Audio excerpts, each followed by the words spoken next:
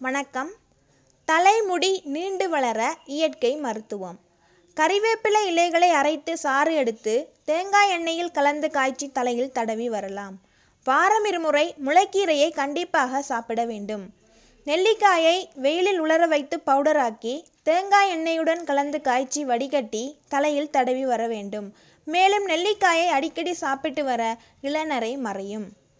Carrot சாறு, எலுமிச்சம்பழச்சாறு எடுத்து தேங்காய் எண்ணெயில் கலந்து காய்ச்சி தலையில் தடவி வர முடி நன்றாக வளரும்.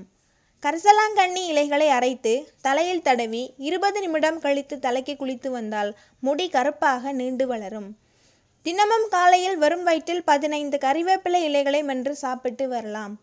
செம்பருத்தி பூக்களை வெயிலில் உலர்த்தி பொடித்து தேங்காய் எண்ணெயில் கலந்து காய்ச்சி வடிகட்டி பின் தலையில் தடவி வர முடி கருப்பாகவும் அடர்த்தியாகவும் வளரும். மேலும் இதுபோன்ற அழகு குறிப்புகளை தெரிஞ்சுக்க பெண்மணி டிவியை சப்ஸ்கிரைப் பண்ணுங்க. நன்றி, வணக்கம்.